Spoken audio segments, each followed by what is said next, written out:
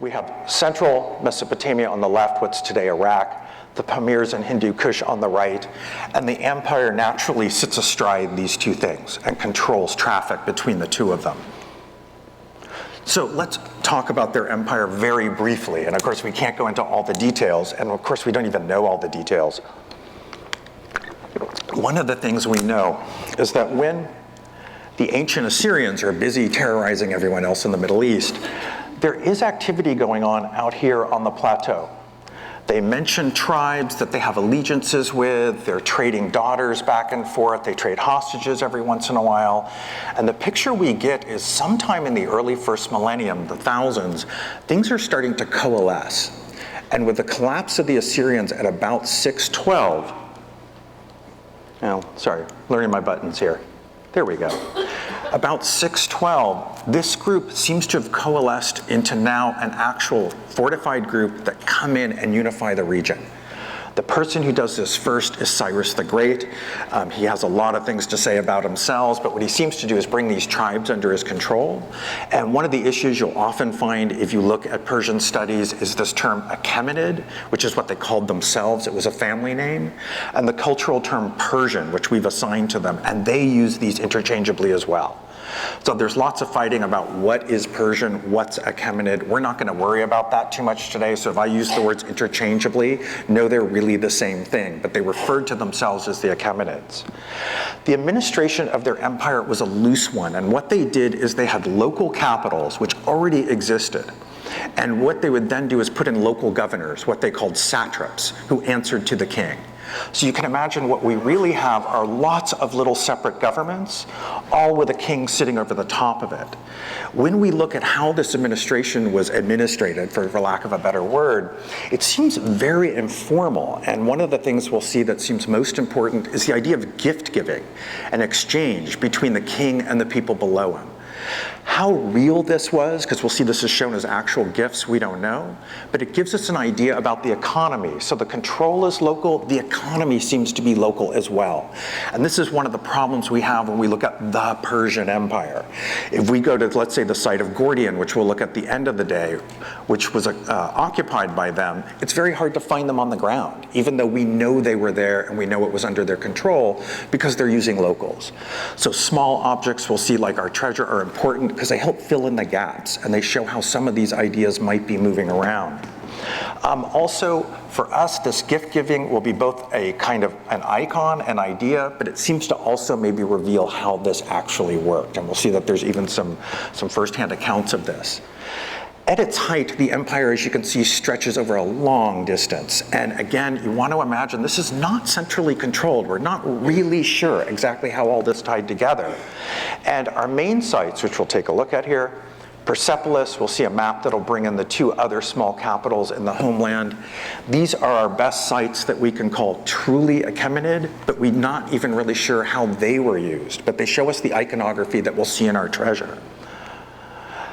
For the Achaemenids themselves, they do, of course, talk about their empire, and they even map it out for us in their monuments. Unfortunately, their idea of geography is a little looser than ours, and often what we'll see in their monuments is they would place things on buildings that pointed in that direction. And this is largely how they saw it. Sorry, guys, I keep having trouble with that. There we go. And we're going to be out here in Bactria, which is where our treasure is discovered from. There's argument about all of this, about who these people are, how they're depicted, whether they have it right, whether they're talking about the right mountain range. You know, when someone talks about the tallest mountain to the east, it could be any number of them. But generally, we think this is the geography and how they saw each region. Also, they depict each region in terms of the gifts that it brings to the king. What's important to them, and Bactria in particular we know had to do with gold. At least that seems to be what they tell us, but we'll see that they interchange it as well. One of the big issues in Achaemenid art is something we call eclecticism, there we go, which really just means borrowing. And if we were, let's say, doing this lecture 75 years ago, what we would be talking about is how uncreative the Persians were and that they had to borrow from everyone else because they didn't know what they were doing, especially the ancient Greeks. Today, the way we see this is that this borrowing is purposeful, and it's very careful in what they pick. In fact, they're picking it for reasons of propaganda. We know for some of the monuments which we'll look at, they brought in specific workers to work on monuments. In fact, Persepolis seems to have had people from all over the empire. And probably what they're actually mentioning more is control, not borrowing, but these things are theirs. And the question is always, what is an Achaemenid style and what's borrowed? And one of the things we'll see with our treasure is it seems to show these things kind of melded together, not at the capitals themselves. The other thing, of course, it brings up is archaeological issues. When you're digging the Persians on the ground, whether it's in Central Asia, in Uzbekistan, where Sanjot and I were when we did a survey for a couple seasons, or in Central Turkey at Gordian, where I work, it's very hard to see things. In other words, you don't get, let's say, memoranda from the center of the empire. You don't get objects that are imported. What you tend to get are things that are copied, that look like things people may have seen somewhere else. And we'll take a look at some of those today. The sites we're going to look at initially, just to set the tone for us, are the sites of Susa, Pasargadae, and Persepolis, and we'll kind of look at them briefly. What we know of these sites is these sites seem to be largely ceremonial. If we look at their plans, they just are not large urban centers. This might be ignorance on our part, that we have not looked enough extensively around them. But what we see are places that seem to have been set up more for ceremony. And this ceremony seems to have been about gift giving and exchange for the king. The very first site produced is Pasargadae. We know that Cyrus produces it. And it's the site of a famous battle where he kind of consolidates his empire for the first time. The site itself, though, is rather enigmatic, of course, also in ruins, which makes it more difficult for us.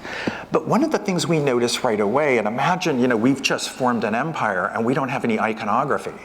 And one of the things we have to do is come up with visions of ourselves, visions of the king, visions of who we are. And one of the things they initially seem to turn to is that Neo-Syrian empire, which has fallen about 75 years before them. Just like us, the ancients were antiquarians. They liked things from the past and they went and inspected them. And there's very strong evidence that the Persian court looked at some of these Assyrian monuments and borrowed things. And what you guys are looking at, this is a pen and ink of a wall carving from central Iraq. And the pen and ink is simply easier to see. It's a lot easier to see than the stone version. The stone version, unfortunately, would have been colored. Today it's very plain. And these are called orthostats, and the Neo-Assyrians had mud brick palaces, but you would never know it because they paneled them in stone. That stone would be brightly colored. There would be metal applique for things like jewelry and weapons that would be added as well. We have 9 of these, by the way, down at the LA County Museum and 3 of them over at the Legion of Honor. And the thing I want you to notice about this is a beautiful garden scene, as you can see. And off on the side, they have this funny little building, this little freestanding pavilion. This is a building that we normally associate with the later Greeks, a little propyla. And what they seem to be is sort of these little entrances and exits from their gardens. And one of the things we see at Pasargadae is they seem to have borrowed this idea. And in fact, this is a stone relief. This is from the British Museum. And again, notice it's a lot harder to see when there isn't paint on it and it isn't in a pen and ink. But you'll notice they're very schematically showing us a garden, the river that feeds it, and at the very top is one of these little freestanding buildings. Well, if we look at Pasargadae itself, this is its overall plan. What we have are 2 relatively small palaces. These palaces were large column halls with no extra rooms. So basically you had a large throne room, and then you don't seem to have like administrative units, anything like that attached to it. If you take a look, the 2 palaces, and we won't worry about their names today, are around a central garden. This is a 4-part garden plan. And that garden is approached by pavilions, which seem to kind of give it its outer borders. There's evidence recently that there might be pavilions even further away from the site that sort of mark the precinct. So what we have right away is that they're borrowing from the past and they're creating something new from it. If we look at the site, it's really quite elegant. And we have our main column halls, a beautiful gate, and notice that the gate is not set in a wall. It's not a protective gate. It's not a gate that you're going to defend. It's a ceremonial gate. And it seems to all be about coming to the king. People have guessed perhaps tents back here for large groups, perhaps something where things were simply staged for it. But again, it doesn't really give us the information we would want. Where's the archive? Where's this? How did they administrate it? It seems to be ceremonial instead, and this is going to be the problem with all the sites we look at in the center. This is what's left of the largest throne hall today, and you can see really what it is a large columned hall with a portico out front, perfect for presentations, giving the gift kings or the king gifts, this kind of stuff. There are some direct borrowings from the Neo-Assyrians right away. This is a beautiful throne relief the king would have set right in front, the Neo-Assyrian king. Notice the low relief. And if we go to Pasogade, they've done exactly the same thing on one of the surviving walls of theirs. And again, preservation is the problem here. We're missing so much of it. And I'll tell you, these sites are in terrible disrepair right now. There's a fungus problem and other things that are taking the monuments apart. In the very first monument that Cyrus may or may not have built, showing himself, Cyrus incorporates wings from the Neo-Assyrian world and a crown from Egypt, a Jubilee crown. We try and read things into this. Does this mean he has aspirations for Egypt? Did he conquer Egypt? I think we're reading too much into it. He's simply taking these things and combining them in a new idea. I should mention this is the monument today, and you can see it's really almost ruined. Everything is cracked away. But luckily we have imprints from the 19th century, we have photos from the early 20th century, and this is largely how we reconstruct it. This is a World Heritage Site today, of course, as well. The ancient site of Susa, much more difficult to figure out simply because it's so much more complicated and was dug in the 19th century, but a similar idea seems to be a ceremonial site. This shows processions going towards the king. This is Susa today. Oops, excuse me, guys. There we go. I'm getting good at this. Am I going backwards or forwards? Yeah, sorry, guys. I have technical issues. There we go. This is the site today. It's the bottom one, okay.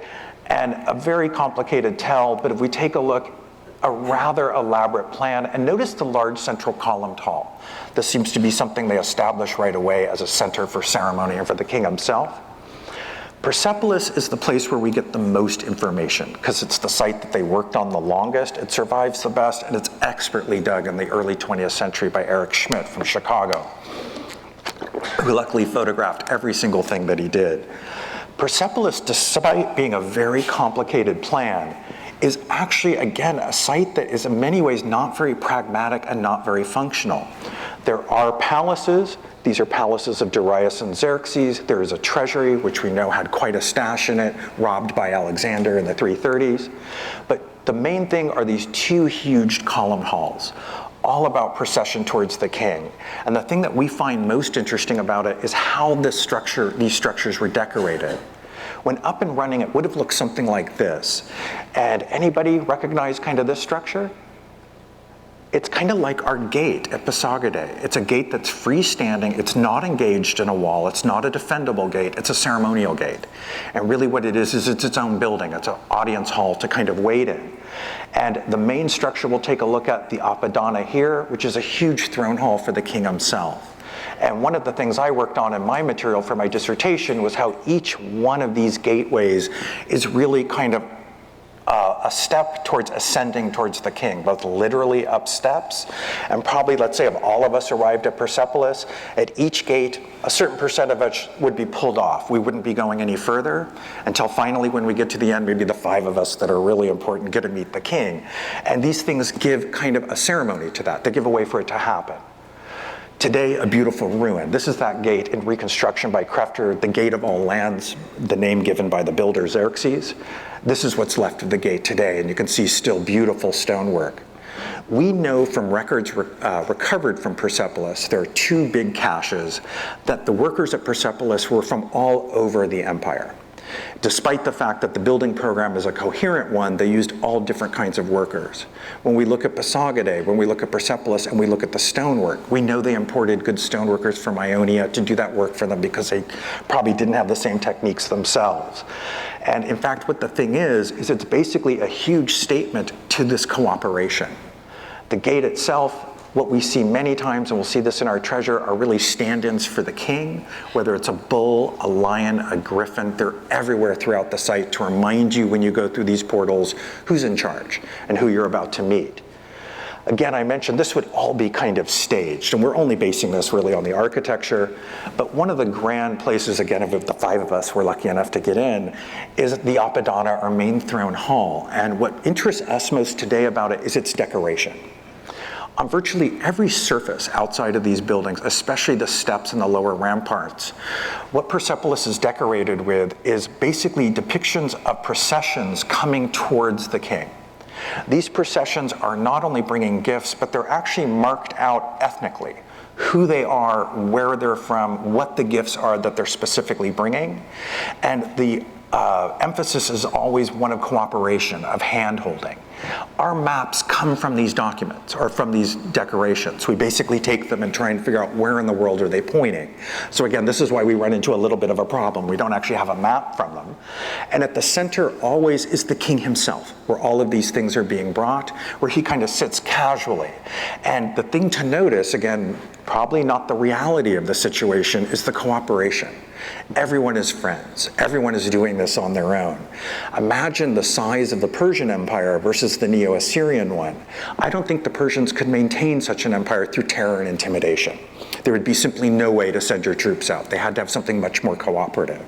And I always think of the Persians as almost being a little pre-Roman, and that they have to have a system that kind of works for everybody. It can't just be that you're terrified of the king that you've probably never seen and never been in the presence of. Again, imagine coming to this and being overwhelmed by the interior of these, and yet when we look at accounts of the Persians outside, very few people know of these sites. We do get the name Persepolis from the Greeks. Xenophon knows about it, Ctesias knows about it, but generally in the empire, there's no awareness of these sites. We also don't know that they really administrated anything other than the local environments around them. When we look at pay documents, of which we have few, they're kind of like all economic documents. They tell you the mundane, but they sort of never give you the overarching. What we see is that travel is important, that accommodation is important. We know how much rations people got, how they were paid, but we don't really get overarching discussions of how things are distributed outwards, just people moving through. So again, we're really stuck with what they show us on their monuments. These beautiful bull protomes, imagine these brightly, brightly colored, and again, everything is a slight stand-in for the king and his power himself. Persepolis also shows this eclecticism in architecture and in art. And any of you guys who know anything about Egypt, you'll know that, you will know that that is a standard Egyptian cavetto cornice. And in fact, our very first instance of it is from the Djoser monument from the mid-3rd millennium in Egypt, or actually even early 3rd millennium. And again, the question is, does this mean they've captured Egypt at this point? People try and line up dates, and I found as an archaeologist, unless you get a piece of paper that tells you specifically, or a document, forget it, you're in trouble. You're always reading into it instead. The themes we see on these, though, are themes that we'll see in our treasure. The king and his subjects, what his relationship is to those subjects, the hierarchy of Persians and Medes. I'm going to use the cultural terms. One of the things we see is at the top are the Persians or the Achaemenids. Below them are a group we call the Medes. And the Medes seem to have been a very important tribe that are a part of the coalition of this empire. They're mentioned by the Neo-Assyrians, and they're always shown in conjunction with the Persians. Normally slightly subordinate, or sometimes we can't tell who's who because they've mixed the clothing on them, to show perhaps that both are important in one way or another. The other thing is we see the multi-ethnic nature of the empire, and then our cooperation and giving of gifts. These are very formulaic, but they're very, very detailed. And one of the things that people have tried forever is to figure out whose hand is where. You know, did the Greeks do the Greeks? Did the Armenians do the Armenians? This does not seem to be the case. There seems to be an overall plan, and then the workers are dispatched. They did work in teams. In other words, they did work together, but it seems to be for an overall design plan, and we don't know who the designer is. But they have a certain beauty and rhythm to them. And notice again the steps. And steps are always important because you're moving up. And these stairways, other than the stairways at the front of the center, are really not needed. They're only there to lift the building a little so it's higher than where you started. The front steps are much more pragmatic. So let's take a look at it. This is a close-up of one of these, and again, imagine this would actually be polychrome, which is hard for us to imagine in the modern world. We kind of love our slick, kind of plain relics, but they really would have been cartoon colored. And what we have is a Persian at the front, Notice his robe that he's got here. We'll see this in our treasure. His beautiful knife and scabbard. The tree very cleverly lets us know that one group is stopped and another is going to begin. And then we have those that he's bringing to the king. And in this case, we're bringing horses. We'll see lots of other things, of course, too. But the thing to notice is the hand-holding, that it's cooperative. And the people within the group don't hold hands. They hold hands with the Mede, the Persian, the person who's in charge, the person who's going to bring them in to see the king. Maybe we're seeing ushers. Maybe we're seeing this kind of thing. Probably these goods never came to the king. They went straight to the treasury where they belonged, and then maybe some good stuff or a delegation would come and see him. But the picture we get is that this whole thing is about the king bringing it in and redistributing it. This is a reconstruction because the main panel is so badly damaged. But if we take a look, we have the king in the center. Notice one of his Mede attendants coming in, and the hand to the nose is a sign of submission. It's often a prayer as well. And if we take a look, does anybody recognize what he has in his hand? Him and his attendant. They have a little lotus flower in their hand. And what they're kind of telling you is that they're stylish. And what that is they know about Egypt, and they know about the Egyptian court. And in ancient Egypt, often when people are partying in the New Kingdom, they have a lotus in their hand. And it's kind of the good life. With us, it would be a martini and a cigarette. But they're kind of showing the same thing. And it was fashion. The Neo-Assyrians before them did exactly the same thing. This is Ashurbanipal sitting in his garden scene. Notice a later enemy hacked his face out. He's from the 7th century BC. And what he has in his hand here is a lotus. And he's letting you know he knows about Egypt. He knows what they've got. And in fact, he's got some of their ivories as well. And the other thing to notice is the wine cup that his queen has, something called a fiale. And we're actually going to see a real example, one of the most spectacular ones from the treasure. One of the things I would stress about them is if we take a look, let's say, at the Neo-Assyrians, who also show everything about their empire, they show their battles, they show who they defeat, they show them by ethnicity, and they tend to show them quite specifically. This is their booty, and what they're showing is the spoils of war, what they've collected, what they're bringing. For Persepolis, it's exactly the same stuff, but it's shown as gifts, that it's being brought in voluntarily, that, again, everyone's volunteering this towards the king. And what we're thinking is there's some kind of redistribution going on here. That's really what the king's role is. So some themes that we can pull away and that we'll see in our treasure. The king himself, the lion is king, sphinx is king, bull is king. They're all basically stand-ins for him. And all types of gifts, including metalwork. And these have a very kind of important role on the depictions of Persepolis. They're everywhere, whether they're bracelets, drinking vessels, pouring vessels. And we know people who visited the court mentioned this. Xenophon mentions gold drinking vessels, and he mentions that they're being used, that they're not on display, that they're not meant just for color, but they're actually being used as tableware. We know that when the Persians are sort of finally run out by the Greeks and they come into Xenophon's tent, they mention gold tableware. And it may be not only that it's pragmatic, but it's a way of exchanging a gift. You know, here's your gold, here's your beautiful wine glass, keep it as a memento. And of course, imagine, a lot better than the stuff we get up in Napa. They just give us the wine. One of the stand-ins we see all the time, and this is one of Schmidt's photos, by the way, and I love these because they're so well done, and it's as these things are revealed, and they haven't got the weather on them yet. And of course, one problem with all sites is once you've exposed them, you've destroyed them, because they start, of course, melting into the ground. And what you have here is this emblem of this lion biting this stag. This is pure and simple the king himself, and it's an emblem that goes back 2,000 years before this. They borrow it directly from the Mesopotamian tradition. Now, I don't even need to tell you guys who the king is in this, right? Yeah, you can tell he's the guy with the parasol over his head. He's the big guy. But notice again, he's not terrorizing his subjects. It's all passive. They're doing it for him because they want to. Again, imagine this colored with things like earrings and weapons and metal added to it.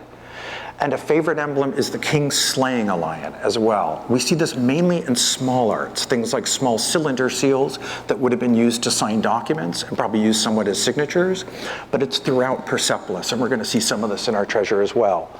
Also borrowed from the ancient Neo-Assyrian world. This is Ashurbanipal's very famous lion hunt that he probably never actually went on, of course. And here he is slaying a rather cooperative lion, if you ask me. But I guess, again, what he's doing is he's letting us know that he's the one who's in charge. Well, if we take a look at these in situ, you can see they always come in and bring us directly to the king and his power. That's that same stag and lion as they actually sit today. More magical creatures, and again, imagine they're mixing a lot of these motifs. So what we have is an Egyptian-looking sphinx, but the head looks like a protective figure from ancient Mesopotamia. We're reading too much into it if we try and trace all of these back directly where they came from. It's something where they're simply combining these powers. They're the powers of the day. You know, imagine if we were going to build a new White House or form a new country. We'd need some colors, we'd need a flag, we'd need an emblem, and we might borrow it from the past. So what's the importance of the Oxus material, and how does it figure in with this? To date, Persepolis has produced virtually no objects other than a couple caches of tablets. When Alexander conquers Persepolis, that treasury is completely cleaned out. There isn't a single sherd even of Greek pottery that survives, which in the ancient world is very unusual because everybody had pieces of it somewhere and it always turns up.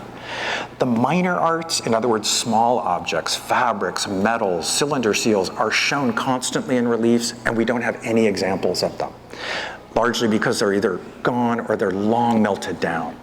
The Oxus hoard is unusual because we have a cache of small objects that does in fact seem to date to about 500 to 300, although we'll talk about what some of the problems with that might be. So if we take a look at the treasure itself, what we're told and what we know from its recovery is it comes from out here in what's today, it would really be the border between Tajikistan and Afghanistan. What they called it was Bactria. And even for them, this is the easternmost part of the empire. Their awareness of this might have been very, very loose. And imagine, again, local governor to local governor. That said, though, they do show the area on their reliefs. And let's take a look. This is a Bactrian procession. And again, people can disagree about this. Sometimes people think it's another group. But anybody, what's maybe the giveaway that this is Central Asian? The camel, exactly, the two-hump camel. And notice what they're carrying in their hands are metal vessels. Now, again, these same vessels show up from other groups, and there are definitely shapes that are shared between them, but metal seems to be something that's important, and they mention this gold as well. So our hoard, in some ways, is going to match what we would kind of expect to see. I love that camel. So the discovery of the treasure. And again, you have to imagine we're really talking about the 19th century with the translation of the first Gilgamesh tablet. There's a worldwide sensation, and everybody is interested in archaeology suddenly as a way to prove that the Bible is true because of tablet 11, and it talks about this great flood. But it's also kind of rough and ready. And it's also, you know, we could get into colonialism and imperialism, but it's very much an east-west thing. And the West is looking towards these. These finds are famous, they're reported, they're put in papers. And what we know of its discovery, and it loosely holds together, is the first time the site that it supposedly comes from is actually visited is in the 1880s by a Russian general who's heard about objects coming from the riverbank near the Oxus River and the Vaksh. And we'll take a look at a map in a second. He's told it comes from a fort. When he goes there, he mentions that this fort is still there, that there are actually objects that are being washed out in the riverbank itself, and probably what's happened is the river has shifted a little and opened some of this up. And he mentions that even in the summer, people are coming in the dry season to see how much they can excavate. The actual hoard that we have seems to have been excavated sometime earlier in the 1870s, and by the time it comes into the record, it's already found its way to Bukhara. And in fact, it's looking for a buyer. Now, as far as whether things could have been added to it, subtracted to it, this is where we start running into trouble. We don't have an excavation. We don't have an actual date. It's simply this collection of objects.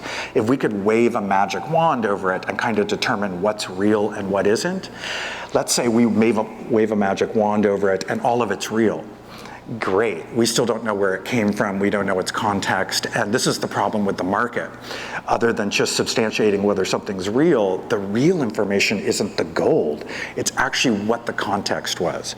To tell you the truth, on excavations, gold is a pain because now you have a problem. People know you have gold at the site, now you need a guard, and often it's just for some silly little object. What you really want is trash, houses, pits, food, you know, the stuff that people actually did. It is reported very quickly because it has a coin hoard in it. And what we're told is initially there's quite a lot of them. We'll see there's very few that survive. But the Numismatic Society of London immediately hears about this, is interested in it. And Sir Alexander Cunningham, who's the director of archaeology in India, starts to inspect. And we'll see he becomes one of the biggest buyers to actually buy the collection back. If we take a look, again, where we are, this is where Takhti Quwad is, and we're going to zoom in on it. And the thing to take a look at is we've got the Hindu Kush, the Pamirs, the Zarafshan coming off the back, and what we're really doing is we're falling off the Himalayan plateau just north of the Iranian plateau, and of course it's a natural land bridge across. My guess with this material is a lot of it is probably tax and toll, simply to move through the area, that it's not just votive, it's that you had to pay to actually get through the pass. And again, I'm guessing, your guess is as good as mine. Thank God for Google Earth, it's actually pretty cool.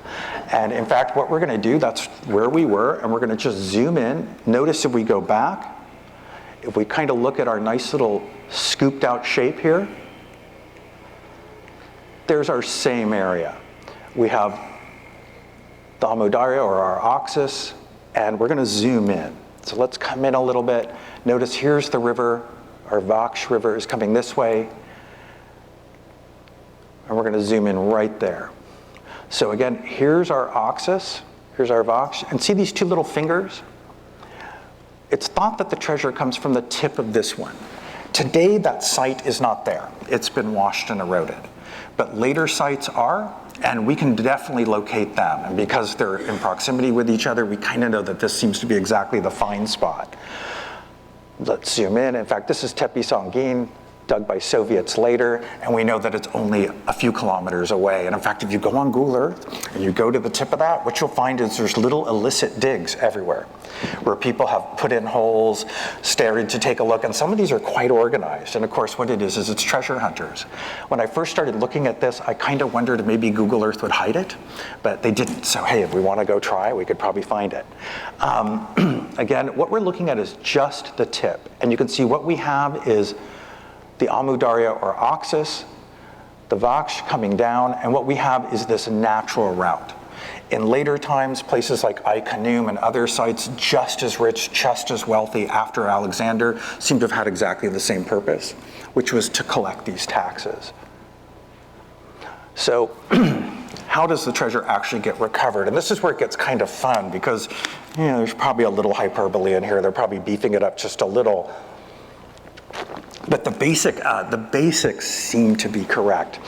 And the best depiction, or the best description of this is in the first monograph of the treasure done by a guy named Dalton, and even he admits he's maybe embellishing just the littlest bit. But what we're told, I'm not going to look at this, I'll just give you my blurb on it, is that Indian merchants purchased the treasure, and they purchased the treasure basically near Bukhara. And what they decide to do is that they're going to take it into the Emirate of Afghanistan. Both of these places at the time, remember it's the 19th century, India is held by the British. And what these are is these are actually kingdoms or emirates that are taxing on their own and not always getting along so well. The British are here for obvious reasons, which is either maybe thinking of expansion or just thinking of keeping things kind of cool between them. And what we're told is that these merchants want to cross into Afghanistan and they don't want to pay the tax on the material. So what they do is they hide them in their saddlebags, they sew them in, make the border no problem at all, and what they assume is if they're found, they'll be considered to be merchandise, which they are. They figure, hey, it's not gold, it's just trinkets and stuff. And of course, once they get across the border, they're immediately robbed. Nobody can keep gold quiet, let's face it, there's no way that's gonna happen. The thieves not only take the gold, they take one of the attendants, or basically one of the servants of these jewelers, and the guy actually manages to escape.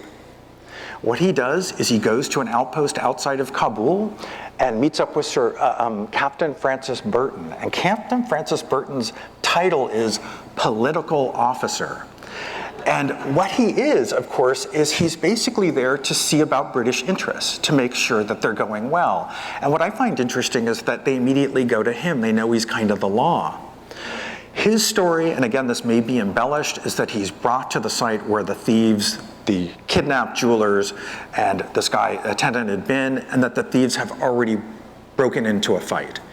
They're wounded on the ground, half of the material has already started to be cut up, some of it is actually missing, and in fact he isn't actually able to get all of it. He has to negotiate some of it. Then they decide they want it back. You can imagine this is kind of rough and ready, and whoever has the most people is going to win. And what he finally does is he threatens to bring in troops.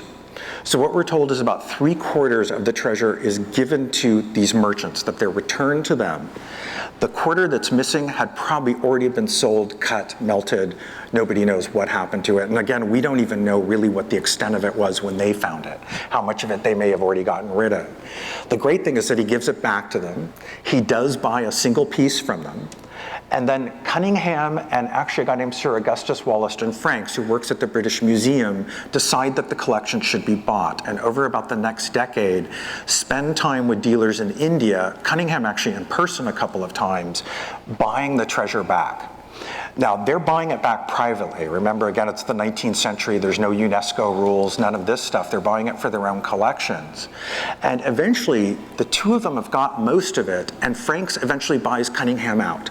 And when he dies, the entire collection is bequeathed to the British Museum. So you can see right away, in terms of provenance, archaeology, that's just straight out the window with this material. So what we're really stuck with is simply the iconography and guessing whether it's real or not. And I'm gonna, hey, you guys, your guess is just as good as mine. So we'll take a look at it and see what we've got. So let's take a look at the objects. And we're gonna look pretty much at the ones in the British Museum. There are a couple in the Hermitage. There are others around the world. But again, this is the only time where we kind of know they're together and we have a story of how they've accumulated, so we can kind of trust it. Other than coins, which are normally pretty easy to figure out whether they're real or not, fakes, are very, very difficult to detect because fakers are so good. Really, they should be hired. I don't know if you guys know about this thing about 15 years ago where the British Museum had been buying fakes from one family and they were making them in the backyard. I'm serious, and they finally figured out it was just things like Roman, medieval, it was things that didn't match, and they prosecuted them, and I kept thinking, you should hire them, because they authenticated those objects. You should hire them, they'll help you with your fakes. There are possibly as many as about 1,500 coins. There's only 200 in the British Museum collection. The others are either melted down or around the world, and again, this is the problem with non-provenance digs. So let's take a look at them kind of from the smallest to the biggest. Small votive plaques, and by small, I mean anywhere from 5 to 15 centimeters. These are not particularly big. These are hammered gold. They're gold foil. Oopsie.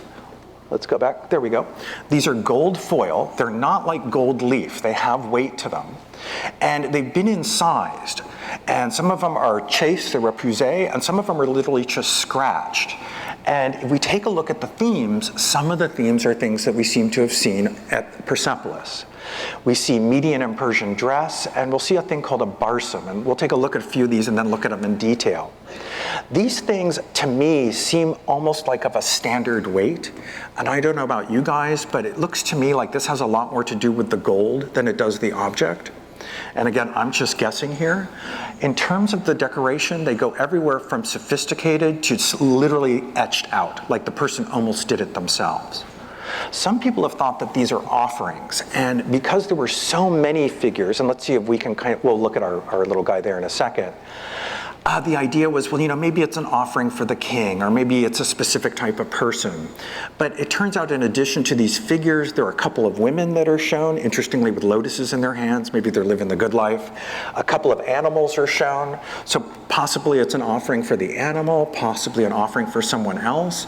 But to me, it looks a lot more like currency, that this has to do with a standard shape and size. It's not a coin, it's nothing like that. But maybe part of the deal is when you move through, you make an offering. How it is, just like we make that offering at the Bay Bridge every day when we come in, and it is kind of an offering. Again, in and of themselves, they don't seem more valuable than the gold that's in them. And let's take a look at this guy. You guys will probably recognize the trousers. And anybody, why would you wear trousers? Horses, exactly. And in fact, the Medes seem to have invented them. And we see this again and again. These are horse people. And notice his median cap at the top. Again, these are kind of hybrids. It's very hard to decide who's who. Notice his beautiful knife and scabbard to the left. And what he holds in his hand is a set of twigs, something called a barsum. And this is thought to be an offering. These figures show up mainly, in my experience, outside of the Iranian homeland. And we always wonder, is this an offering possibly being made for a Persian, to a Persian, by a Persian? We even have these depictions in Turkey. They show up as well. And it seems to be sort of a generic, what would be a similar thing for us? You know, if we were to think maybe Christian rosary beads, something, you've got this thing. But again, if we take a look, this is a particularly good example. He's been chased from behind or pressed out. And the other ones just literally scratched. But I'll tell you all of this, your guess is just as good as anyone else's. For the other ones, like our horse and other figures, again, notice some of them even incomplete. I think it's the gold hammering that's the most important here. That's really what the object is all about. Also, there's so many of them. And my guess is these are also the ones that are most missing. How easy would these be to get rid of, melt, have nobody know about? The jewelry objects seem to be a little bit more special, and they may have been something of a kind of a different kind of animal. The other thing we get, and this is important for us because we see so much of this depicted in the ancient world, are small plaques that are made for fabric. And what these would be is they would be sewn into clothing, into carpet, into other objects. And we see this time and time again. These are some of the only ones that actually survive. And depictions of them are one thing, the real thing is another. Most of these average, you know, a little under 10. And if we take a look, some of them even have holes in the side. We'll look at this guy, so we know they're sewn in. Others we're not so sure. So imagine these robes and the rest of it with these small bits sewn into them. And anybody, take a look. We've got a couple things we might recognize. I'm thinking this guy and this guy. Yeah, remember our winged kind of sphinx with this funny crown? He has kind of the king's hair on him. Remember, we are very, very far away from the Iranian homeland. So for someone like me, like an archaeologist, the thing that's interesting is this icon travels that far, that this is not just specific to Persepolis, but it seems to be something that moved through the empire, which means these ideas are throughout it. Again, there just aren't any materials like this other places that actually survive. Also, we can see that they're kind of hybrids. There's best figures from Egypt. Take a look at this guy with this little crown, just like the one we saw at Persepolis on the thing. We know these people never saw Persepolis. So these are ideas that are moving out in the minor arts. They're moving out in pottery. They're moving out in small objects. Again, the very ones we don't have, the very ones that don't survive, which makes a hoard like this so important. Am I moving the wrong way again? I probably am. That's that one up close. And again, notice the holes. So we know this has something to do with the sewing. What I find interesting is not all of them have holes. So, you know, I don't know how that one stuck on. Some of them are actually looped at the back, so they can be looped onto leather or something. And you can imagine these would be pretty spectacular. We take a look. What about this guy? Seem familiar? And what does he have? Yeah, he has this lotus in his hand. Notice he has a little crenellated crown, and notice also the hair. It's always this profile, and he even has Persian dress. He has this robe. Now, it's very schematically done, of course, and whether they actually saw this, we don't know. One of the things that's kind of come up recently is if we look at small objects such as these, or more importantly, seals, and you and I use a pen to sign our signature. In the ancient world, you normally had a small seal, which was a bead. And that bead would have a beautiful design carved intaglio in it. You would then roll this out onto mud or some other probably clay surface. And what it does is it leaves that impression. And what you've done is you've stamped it essentially with your signature. There are many seals that come from Persepolis. There are many seals that survive overall. They have terrible provenance. Almost all of them are private. So we don't know, we really don't know which ones are real in that because they're made of semi-precious stone. But we see not only the exact same emblems, but we very rarely see names attached or variation. And the guess now is the emblem is kind of like when you go to the library and you check out a book, they stamp it. That stamp is not the name of the librarian. It doesn't mean who the librarian is. It just means it's a library book. So when we see these icons of the king, it may have more to do with function, that this is someone who worked for him, this is an item that's his, and this is why we don't see them more specific or names attached, this kind of thing. So perhaps the person who wore this designated what type of person this was, not just wealthy because it's gold, but also because it somehow referred to the king. I mentioned that in the ancient world, fabric is shown again and again, but we just have very few examples. And in fact, the Neo-Assyrians did some of the most elaborate, and we know the Neo-Assyrians made a lot of money on their stuff. They did woolen garments that they were very proud of. They talk about the trading of them all the time, and they produced them right in the palace, kind of like a factory. And what you guys are looking at is actually a door sill. So we're looking down, and what they've done is they've carved the carpet into the door sill. And again, this would be painted, possibly would have the real carpet over the top, or maybe this is where you would mess the carpet up, so you just put the pattern in. And we see exactly the same thing at Persepolis. There's not only attention to the clothing of everyone. If we take a look at this canopy over the king, you'll notice this procession of lions, these beautiful rosettes, perhaps they're in gold, like the ones we just looked at. And we know it's fabric because of the way it hangs off the edge, that this isn't just some border that's put in. They're specifically showing us the value of this product, and of the king himself, of course, as well. And you'll notice we have our rosettes, we have our horsemen, we have our cap, but otherwise we have no surviving fabric whatsoever. And again, it's just because of the volatility of it. So when we find these little appliques, and we can actually compare them to what we see on the reliefs, what we find again and again, and I'll tell you this is true of the Neo-Assyrian world and the Persian world, is the reliefs are highly accurate. And this is always the question about them. Are they really showing us real stuff, or is this an idealized view of it? But almost invariably, when an archaeological match comes up, it looks good. It really does seem to be an accurate depiction of what they're trying to show us. In the case of the Neo-Assyrians, even the geography seems to be correct when we know where it was they were standing when they made the piece. In addition to the plaques, we have freestanding figures. And again, I don't know what these were used for. These little guys are quite small. They're only about 6 centimeters, but you should recognize a few things about them. And anybody, what are they holding? It kind of looks like a lotus, but I think what it really is, it's a little abbreviated barsum. And again, they have their little caps on the top, and notice the Persian dress. And again, if we were to line all these up, these do not match exactly. And this is where you run into the hand that made it, the understanding of the original. And one of the things I was just talking with Dr. Mahendale about is, it's funny when you look at these objects, you realize you're really looking at people's careers. And you could be looking at very few of them. Look how artists in our time have an effect on our dishes, our glassware, the rest of it. And sometimes you need to step back and realize these are not representative of an entire culture. These are representative of the person and the time that made them. So we always want to be careful about not reading too much into them. If we were to think about it though, these objects seem to be much more than just the plaques, much more than just the gold that they are, because they're worked so beautifully. And whether these are offerings, whether these are particular people, and again, when we get into context, were the plaques in one room, the figures in another, did they have different status in relation to each other? That gets lost when we don't have the thing in context and we don't have it actually excavated. This guy, what do you guys think? And by the way, this guy's about 15 centimeters high off the ground.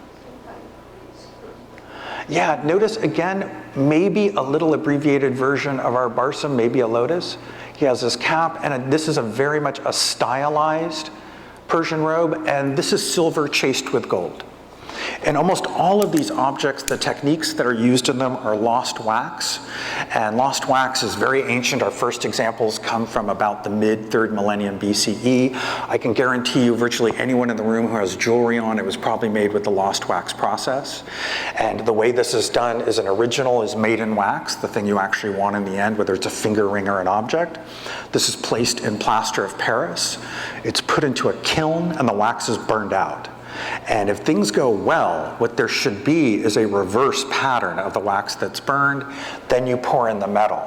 Where I worked at CRC, we had a jewelry program, we did exactly this. We put the little plaster cup in a centrifuge, spin it around, drop the metal in it, and then it goes and fills the thing. This seems kind of like a crude process, but it's so precise. There are still medical instruments, jet turbines, all kinds of things that are made this way because we can't machine them as well as we can do this. So again, an old technique, but one that we still use. The other thing we have is chasing or hammering out, and we also have soldering. And they soldered gold to gold. They had a way of chemically changing the gold so that it would melt at a slightly lower temperature, and they could solder them together. And again, not something that's modern. We use, electricity and the rest of it to do it, but there's nothing new under the sun, trust me. This guy is an odd man out, rather big. And anybody, why is this maybe a little different than what we've been looking at so far? Yeah, I didn't think of that, but you know.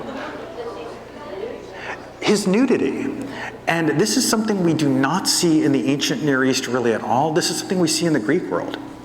And again, what is this thing doing all the way out on the eastern, really the back of the eastern Iranian plateau? And it doesn't seem to be something that they ever show.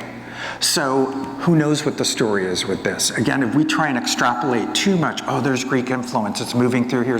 This could just be somebody's object, what they had, what they were able to give, what they were able to use. But again, notice the quality. It's pure silver and then gold chasing. And by the way, these are not pure. There's little bits of things put in them. These guys, rather strange. These are hollow. And if we take a look at them, again, not particularly huge. It's thought these may have been part of statues. And I think most of you might know about cult statues in the ancient world. This was standard practice from ancient Mesopotamia all the way through to the Greeks. Not a single one survives, even though all of them are mentioned. In the Greek world, they would have been ivory and gold. In Mesopotamia, stone, probably with metal added. And the guess is these may be heads from statues that we've now lost the body to. Normally, it's the reverse. Normally, the head is the cheap part, it's stone or something like that, and the body's long gone, and they throw the head on the floor, and that's all you have left. But again, an idea that might still be lingering out in the East. I love the earring holes on this.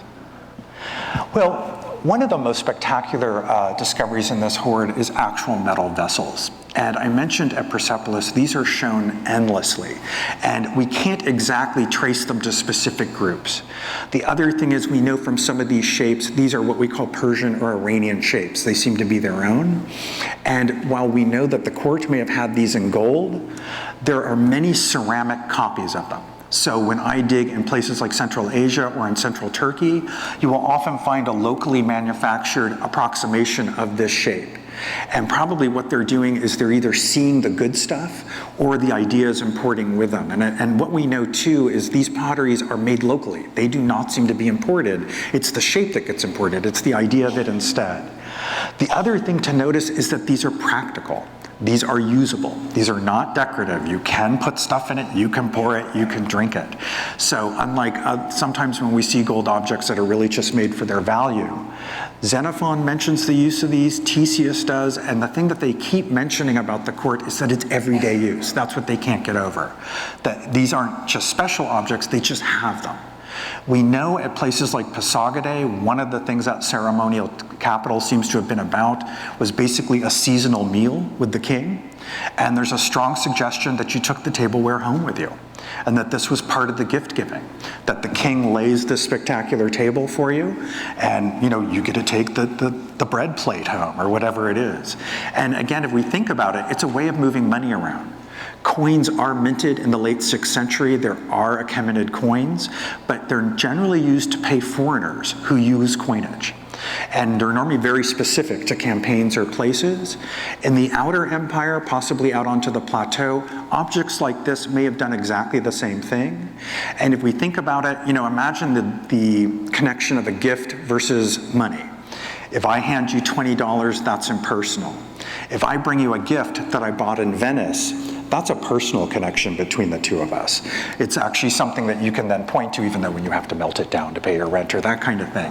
But there seems to be this added layer, and that seems to be the one that's reinforced again and again in the monuments, that this is about friendship, it's about the king receiving and then dispensing these things. Again, the reality was probably much more practical and much more harsh. Probably, I'm sure when they had to, they cracked heads. If we look at the actual examples, again, at Persepolis, they're very specific to group, but if we line them up, then it starts falling apart a little bit. It seems to be, in other words, one group doesn't always have a particular type of vessel. Notice the junctures on these. This is something we call a zoomorphic juncture, where an animal is used to attach it. And we have a very similar thing here. We'll see this in detail in just a moment. And what we have is our goblet here. This is called a fiale. And what a fiale is it's a wine bowl for drinking. And what you do is you tip this back. We'll see there's a little hole built up in the center. It's something we normally associate with the Greek world, but we know it comes in much, much earlier. There's our beautiful picture. And notice, again, our zoomorphic juncture. And anybody, the animal? Looks like a lion to me too. And again, is this specifically the king? That this shows his wealth. Again, we can't go too far with it. But notice even, let's just go backward. Notice even this beautiful ribbing. And we're going to see a similar vessel in ceramic where someone tried to copy this. The thing I personally kind of like about these items is they're very elegant. They're very simple. When you see them in person, there isn't a lot of decoration on them. There's a certain simplicity to them. This is definitely a personal bias that I just, kind of like. I have to say, when I look at Egyptian stuff, especially New Kingdom, it's kind of, because it's so over the top and so overly done. And this is someone who knows what they're doing. And more than likely, they're copying a ceramic form as well. They're probably interchangeable. You know how it is, we all know what a water pitcher is, regardless of what shape it comes in. This is our fiale, looking straight in. And again, we have recumbent animals. Notice they're kind of opposed from each other, sort of like what we see in some of the reliefs. And our little omphalos in the center, which is just a little place to put your finger so that you can bring this back. In the ancient world, one of the things we know is when people partied, they reclined. And what they tend to, I'm convinced with the Romans, it's because they were so drunk they couldn't get up. But again, notice it's an object we could use, we could even drop. It might dent, but this isn't thin gold. This isn't for display. This can actually be used.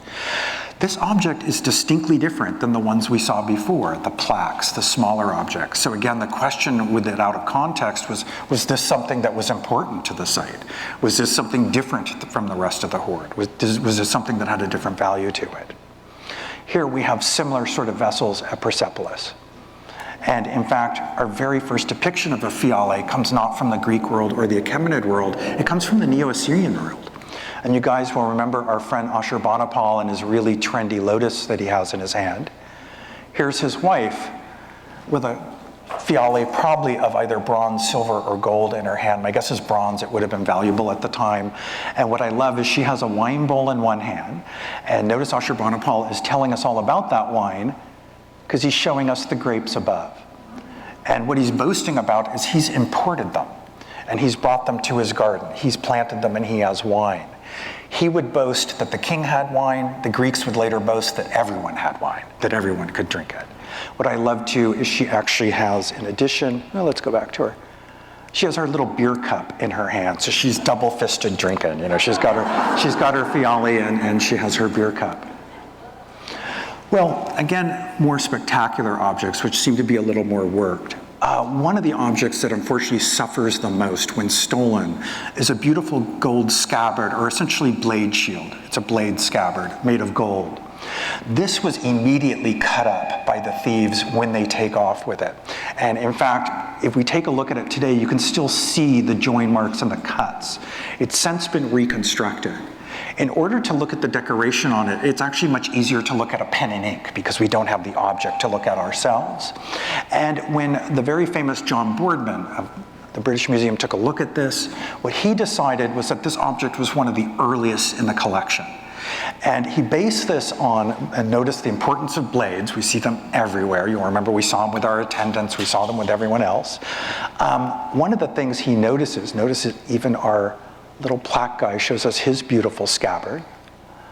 But if we take a look at this, and I lifted this straight from Curtis, so I'm not going to be delicate about it. I don't reinvent the wheel or do pen and inks. But if we take a look at them, he mentioned scenes like this, where we have the king on a horse, a lion fighting him, an old motif, as you guys know. And one of the things you might notice is the king has this funny little crown on his head, something we call a fez. And the fez we specifically see on Neo-Assyrian kings, especially this is Ashurbanipal from his lion hut. So based on style, Boardman says, well, this icon is very close to the Neo-Assyrian world. It must be early.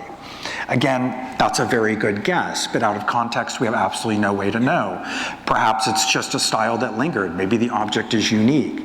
But we can at least see the high quality of it. Let's go back to it for just a second before we get to our beautiful bracelets.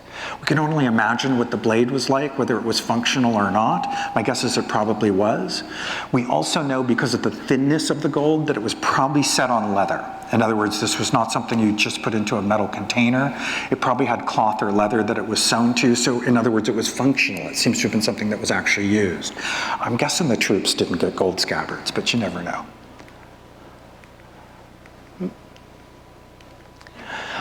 Probably the most spectacular thing, and the thing you see in every catalog, it seems to make it on every postcard and every book cover, are two bracelets, both about 15 centimeters high.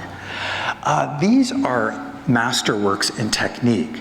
They use not only lost wax, chasing, and soldering, and in fact, they're made in sections, and then they're put together, and in fact, the tubes themselves are hollow. If we take a look at them and we come into them in a little more detail, you'll notice at Persepolis, they're shown. And they're shown again and again. And in fact, again, Xenophon mentions torques were very important gifts, that these were given all the time. Maybe because of their value, maybe just because of their portability. You know, you could have a lot of torques in a bag and use them. The thing to kind of notice though, and we'll look at this in detail, is this has all been prepared for inlay. And some of this has been placed, some of this is part of the original lost wax process. And in almost all of the objects from the ancient world that used inlay, it's all been lost. And this would be what we today call paste. It would be things like faience, semi-precious stones, which would have been precious to them, or things that were simply precious because of the color they could produce. In other words, not particularly precious materials to us. The other thing we know is almost always the way they were placed is, we know our interest in the Middle East largely has to do with oil, not broccoli. And just like Los Angeles, hydrocarbon materials actually come up out of the ground. If you've ever been down by Wilshire Boulevard in the summer, this happens, or where the La Brea tar pits are. They called it bitumen, and they used it as glue. And essentially what they did is they put some tar at the back, and that would place the stone. They also used it for waterproofing and other things, but over time, of course, it dries out and the stones have been lost. So they haven't, in other words, they haven't been pried out because they were valuable. They've been lost in the meantime. But we can imagine it, you know, kind of polychrome. This we also have much earlier examples of. And in fact, this is a Neo-Assyrian relief. This is a guy guarding a doorway in the 7th century BCE. Notice his beautiful bracelet and all the things like his earrings and other details. Notice the blades he has. And one of the questions is always, how accurate is this? You know, what would that, was that a real object? Would it really, you know, what would it look like in real life? Well, in the 1980s, at the site of Nimrud, which had been finished in the 1950s by Sir Max Mallowan, someone is moving a wheelbarrow. The wheelbarrow hits a brick. They pop the brick up, and beneath it is the tomb of several princesses. They pulled about 60 kilos of gold out of the tombs by the end. One of the most amazing things was those little cylinder seals I told you about. They wore them as jewelry. And they not only wore them as jewelry, they wore their ancestors' seals. So you might have great-grandmother's seal, you know, all the way back, and then they're set as semi-precious stones. And it produced 2 of the bracelets. And you can see the relief is accurate, but not even close to how spectacular the thing is in real life. It's about that big in person. In this case, a lot of the inlay survives, which gives us an idea as to what these others might have looked like. This is turquoise, often carnelian, other things from the Iranian plateau, semi-precious to us, very precious in the ancient world. And in the very center and at the side is an agate that's been carved in the shape of an eye, basically for protection. I always think of like evil eyes in Turkey, where you have an eye that protects you. So one of the things I would kind of mention, though, is we do have a couple of Achaemenid examples in this case. In fact, there is a little bit of silver that comes from the heartland. The ones that we can compare directly to are from a tomb from Susa. And these are bracelets from Susa. And again, if we take a look at them, the thing to notice is the beautiful gold coiling, that this has been wrapped. The inlay is still in place. You can see some of that bitumen. And then we again have these junctures where these animals come together, these 2 lions. Some are more elegant than others. And again, notice the facing nature of them. And again, the tube is actually hollow. Now, Pasagadae also produced some finds. I'm not going to say not as spectacular. Silver is spectacular in and of itself. These were discovered by David Stronach. And while they don't have exact matches for our treasure, we still have that zoomorphic juncture. This is a spoon done in silver and this beautiful duck that comes back to it. I mentioned, let me just go back one. I mentioned before that finding gold is a problem. You never really want to find gold at your site. And one of the rules on every dig is you stop digging a week before you leave. Because 9 times out of 10, you're going to find some big problem the day you're supposed to get on the plane. At a site that Sanjot and I worked at in Harom, Armenia, they decided to dig till about almost the last day, and one day they're standing there and fall into an early bronze tomb. So a couple people had to stay a little late and finish that. Remember, you can't leave any of these things exposed. David Stronach's story about that silver is that he was horrified because he was in the middle of nowhere, miles away from Shiraz, and before they could get the basically get someone to come out from the bank to take it and put it in a vault.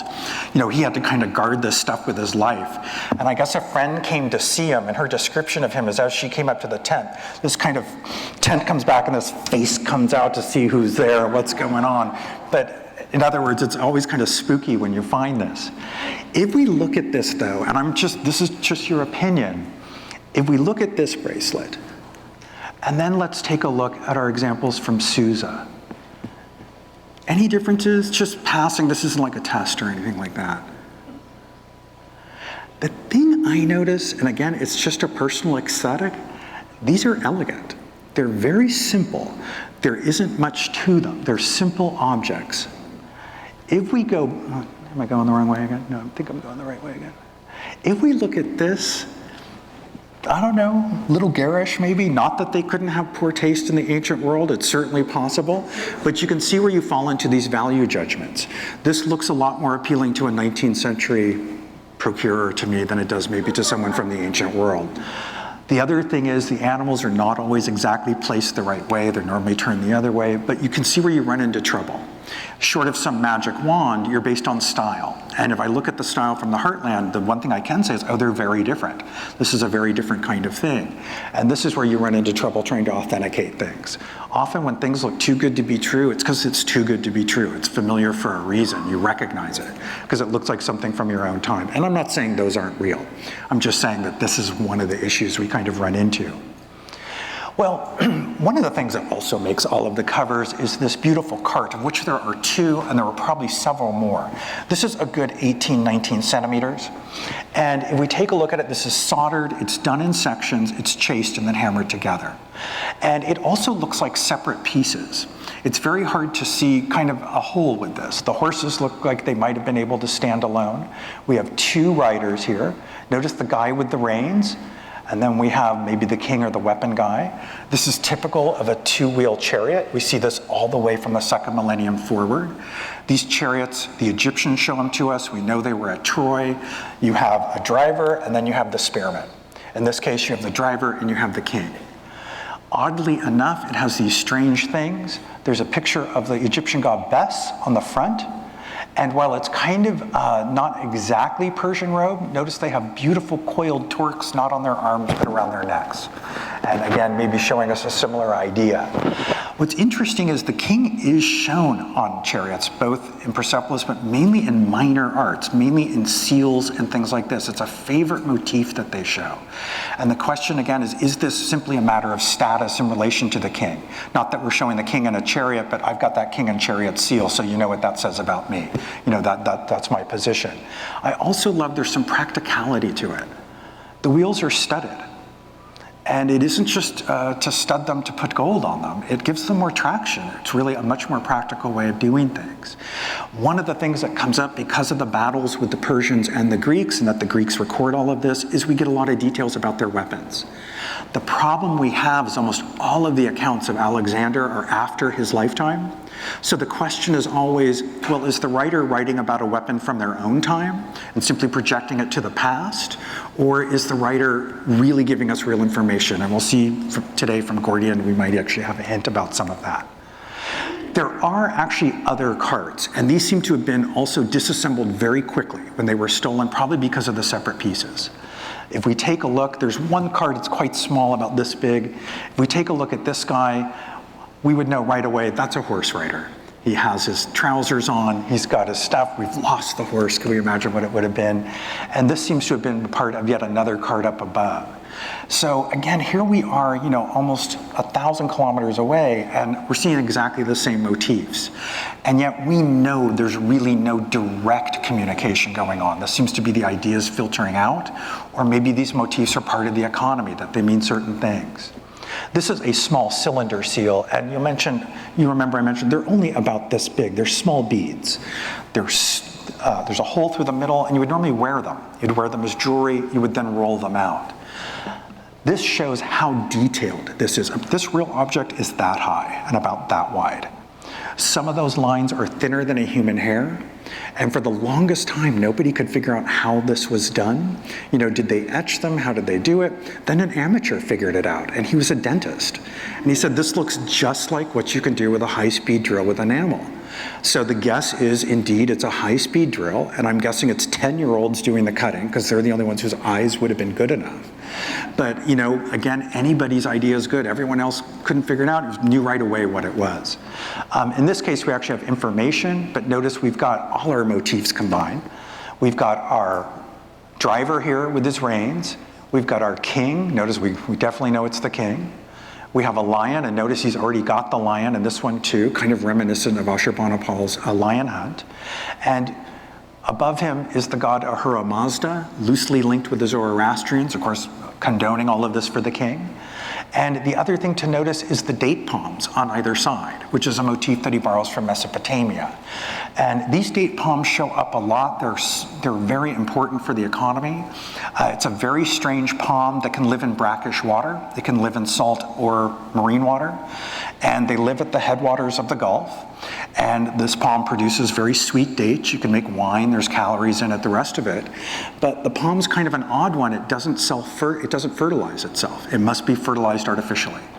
So often when you see a king, and this is from the 3rd millennium forward, he shows himself with that palm to show you that he's the fertilizer of the nation. He's the one who does this. And in ancient Mesopotamia, they often had elaborate artificial trees, and we think they were actually dusters for putting this pollen on the things. So he's borrowed not only from the 3rd millennium, from the Neo-Assyrians from the 1st millennium, now he's added his own stuff. And this is why in our own time we kind of look at these things differently and realize this borrowing isn't because they didn't know what they were doing, it's because they specifically knew what they were doing and the emblems they wanted to put together. In the Oxus Treasure, we see this kind of coming together, and we can say we actually have a Persian style, a style that's specifically to them. One of the items that I think really must be authentic, because it is just so unusual, and I have to give it a descriptor, it is very beautiful, is this container. This is actually a vessel for liquid.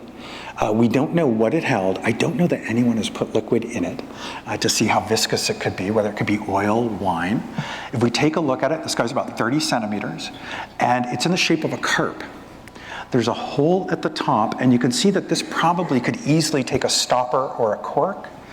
But if we look at the actual object, notice the work on it. It's been done in sections, soldered together, chased. I assume it's waterproof. I'm guessing if they're saying it held liquid, someone has checked to see that it can. And one of the most unusual things about it is there's a loop so that it will hang. Now, when the Persians show large drinking vessels, what they tend to show are what we call raita, which are horns with animals at the end of them, and this horn is often done in gold or a precious material. They don't show this. So your guess is as good as mine, but again, a really spectacular object. When we take a look at the gold in these objects, and I'll just say this now so I don't forget, one of the things that does point to the authenticity of it is you can tell a difference between gold that's already been in circulation and gold that's newly mined. And some of these objects seem to be newly mined gold, which always kind of points to an ancient origin. If we look at the gold in the room, none of our gold is original. And in fact, most of us, we have at least a few atoms of Pharaoh's gold in our gold objects because it never went out of circulation, of course. It always stays in. When you analyze gold, some of these objects have gold with a little bit of platinum put in, which comes from the original source. It wasn't smelted out. And then they'd add a little copper and a little nickel, a little bit less than 5%, to make that gold a little harder. And you guys know how it is. Pure gold you can bend with your hand. It's very, very soft. So that's kind of, again, circumstantial evidence that some of this must be authentic. Some of the other objects clearly show they come from melted sources. They were melting it in the ancient world just as well. So it doesn't necessarily disqualify them, but it's something we can add. Other objects, most of these other objects are things that had already been dismembered or cut up by our thieves, and we're not quite sure how they went back together or what they originally came from.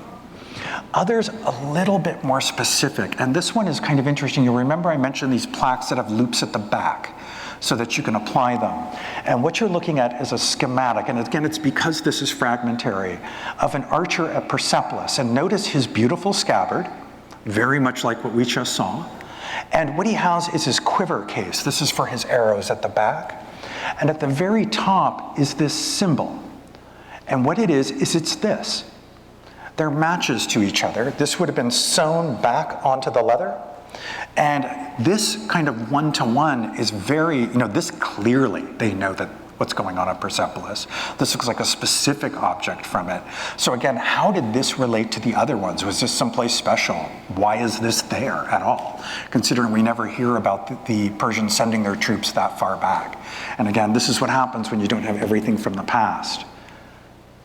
Other objects, signet rings, quite common in the ancient world. These are much more complex. These show patterns from Central Siberia, from the Persian world, from the Scythians, local. I think like everybody, rings are kind of individual and people kind of got what they want, but it's again a way to store the gold. And many of them. Check out this great little antelope. The Persian world comes to an end with the coming of Alexander, although one of the things to kind of notice is this is Alexander's empire, and you guys know he didn't really have much of an empire. The poor guy died too soon, and then it got cut up into pieces pretty quickly. But if you take a look at it, you'll recognize it's exactly the borders of the Persian Empire. And in fact, the picture we get is that this didn't really fall so quickly as it just kind of opened up. There's very little description of Alexander meeting anyone in his way when he's on campaign, other than the last battles. And imagine, let's say we're under Persian control, we pay their taxes to him, Alexander's here, we pay our taxes to him. No big difference. And this seems to have had something to do with this local control. When you have local control, local governments where things don't change much on the ground, changes at the top, as long as there's no disturbance at the bottom, there isn't much difference. And Alexander sort of inherits the whole thing in one piece. Again, his accounts come to us after his lifetime. We kind of run into problems with that. But if we take a look at the sites after his time, we have exactly the same thing in the same area. Here's where we were. One of the most famous Hellenistic sites, Iconium, quite close. Iconium is a city with a ziggurat that looks like it's from the Near East, a temple to Zeus, which looks like it's from Greece, and items of every nature and kind in every metal. And it seems to be in that period, it was doing the same thing as our site, collecting these items as people move through.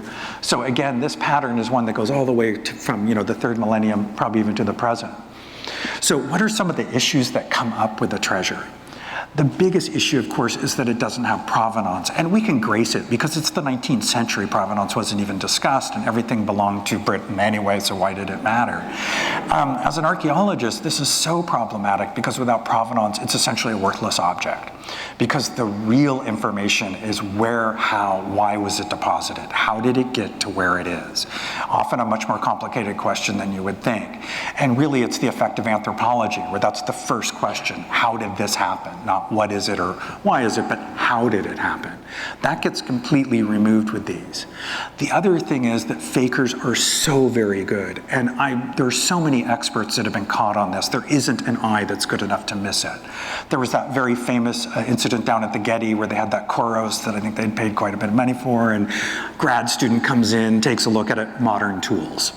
You know how it is, just looked perfect to the scholar that had verified it, because it was such an excellent copy. You know how it is, fakers know stuff. In 2003, Oscar Mascarella from the Metropolitan Museum in New York City suggested that all of the collection was a fake. And if you're not familiar with Oscar Mascarella, he's someone you should. Oscar has one of the best eyes in the world, and he can be very cantankerous, and he normally starts with everything's a fake and works from there. What it highlighted, though, was his own museum came out and spoke against him. and said that he really could only get away with this because of tenure in the museum system, this kind of thing. And then there was an immediate backlash because everything he brought up was legitimate. Oscar later decided that certain items probably are legitimate in the treasure, but certain things just didn't look right to him, and then he highlighted that we have a problem anyway because of the way it was procured. Museums, to me, right now, are kind of going through the same thing that zoos went through a while ago. What is their role? What is our responsibility to these objects? After 1972, everything is grandfathered in, whatever was received before that point. Afterwards, you have to show pedigree, and I think most of you guys know a lot of museums have been caught out on this. The Met was caught with a silver hoard, and in fact, Crawford Greenwald of UC Berkeley very delicately arranged a beautiful return of this material from the Met to Turkey, which of course had actually been stolen. And these things come up all the time, and I think museums are gonna kind of change in our lifetime. Also, I think all of you know the Rosetta Stone, the Parthenon marbles, this treasure, have all been requested by their native nations. Tajikistan has mentioned the treasure, but not formally requested it. And one of the things it said is, hey, these were agreements that were established, and all of these places point out we weren't at that table. How can you make an agreement that we weren't at? And my guess is some of these things will be repatriatized, and that museums will become more virtual or will kind of move around. You guys might remember the Teotihuacan exhibit here in San Francisco. Again, based on a stolen item that was returned to Mexico, and as a thank you, the entire exhibit was sent to San Francisco, which is really sending millions of dollars. So this thing kind of sits right at the center of that, regardless of the time period when it was made. Then there's the inherent problems of the market, which is that you're stuck with your eye. And any of you guys who know Greek material, it's all based on style. There are lots of archaeological linchpins, but often it's lining one object up against another and deciding which one was first. The most famous is those Koros and Kore figures, all of which come from trash dumps. And you just kind of look at one and say, well, this one doesn't look as good as that one, and you run into trouble, of course. I think, by the way, the chronologies on those are correct. I'm just saying it brings those issues up. Did I get that right? Yeah, there we go. Sorry. Of course, moving backwards again. One of the things that does seem to corroborate some of this is some of the material I've worked on both with Sanjot and at Gordian, not the treasure specifically, but the empire. In the early 2000s, Dr. Mahendale invited me to come out with her to Uzbekistan, and in fact, we went up here to Samarkand, and we dug just south here, just south of the Zarafshan Mountains. And part of it was the opening up of the ex-Soviet Union, scholars meeting each other. It's interesting to see how many ancient borders were really based on the modern Iron Curtain, because we didn't have any information across that line. So it's kind of like, oh, the nomads only got this far, and then it turned out, no, of course, that's artificial. And we worked with local archaeologists who said, well, we have all of this 5th century Achaemenid material. So I'm really into the Persians. I thought this is going to be so much fun. And of course, we get there, it's more complicated than you think. They're doing some things like the Persians. They're using standard bricks, but they're not the same size as the ones you would find in the homeland. We returned a year later to do a survey, and all we were really able to determine was in the 5th century, there's a change in the sites. There's one pattern of occupation in the 600s, in the 500s and 400s, suddenly there's more sites, it's larger, there seems to be more going on, and then in the Hellenistic it dies back down. If we were to look at the monuments and what we know of the Persians in the homeland, there's no indication of this at all. But clearly there's something going on the ground. In fact, our guess is not gold, but grain, that's really what they were after. So even this far east, if you're looking the right way, you can see an impact. Oop, did it again. Am I going the wrong way again? Yeah, sorry guys. Yeah. Oh yeah, we're almost there, thanks. I'll finish with the site I work at, which is ancient Gordian, famous for King Midas and the Golden Touch. By the way, we found no gold. But the reason I went to Gordian is it falls under Persian control. And we know it's part of its empire. Gordian was important. It was the capital of Phrygia under King Midas, but by the time of the Persians, it's a backwater. It's no longer important, but it's important strategically. They occupy the site, and what surprised us, this is ancient Gordian today, is we know there's a great battle there about 540. We have evidence of this battle. We have the weapons from the battle. They definitely get incorporated into the empire. And when we look at what happens to the site, this is the interior of a Middle Phrygian home. I know it doesn't look like much, but it has a very beautiful mosaic floor there. This is it in plan. We've recently started to look at the Persian material that sits above this, and this very same house is demolished, filled with trash from the battle, and suddenly the area is industrial. The entire site industrializes, there's huge buildings, metal production, and then Alexander comes and it goes down again. Alexander comes to Gordian, we're told to cut the Gordian knot.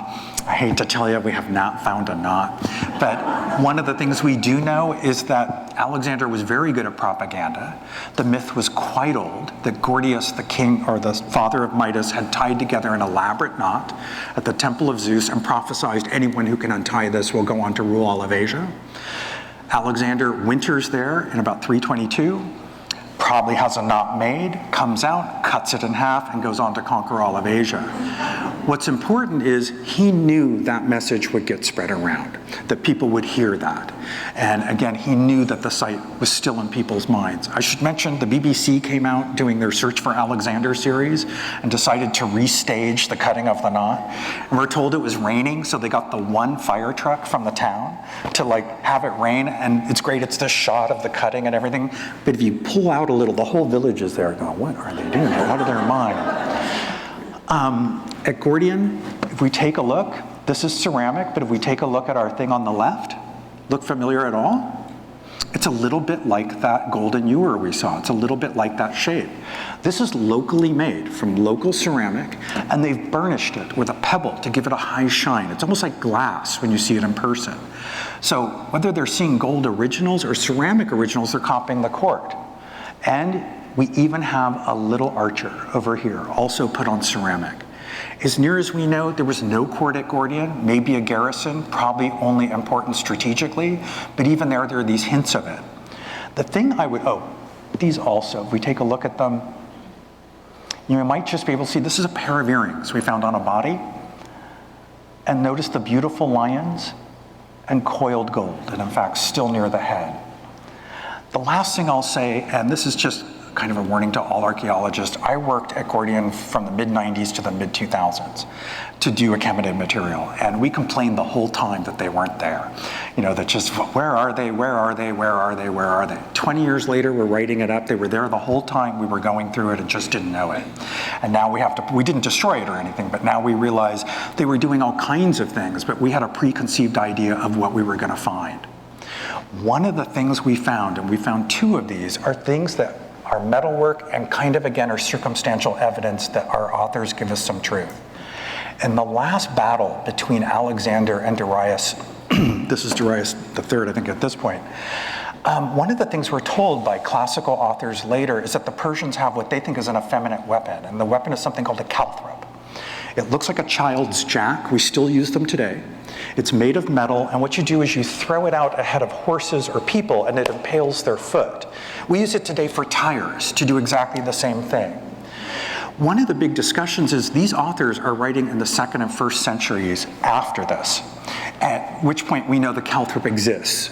So the question is always, are they talking about a weapon they already know? Are they simply projecting it back? Well, this is a calthrop that comes from the cleanup of the 540 battle. And it turns out they were telling us the truth. And not only that, this is 200 years before the battle they're discussing. So indeed, they were telling us something about this. These do exist. We didn't know what they were exactly right away. It was like, that's a pretty big jack. And then someone came in and said, hey, what you've got is a weapon. So this should get published this year, by the way. You guys are getting it before anybody else. And a lot of it is simply how you look at things. So the last thing I'll say is the treasure is problematic. It does have information to give us, but you always want to realize these things are in flux and they're changing all the time. The same material can get reinterpreted endlessly. With that, why don't we go ahead and open it up to questions? I know I kind of blabbed on a little too long, as I normally do. Oh, great. Oh, thank you.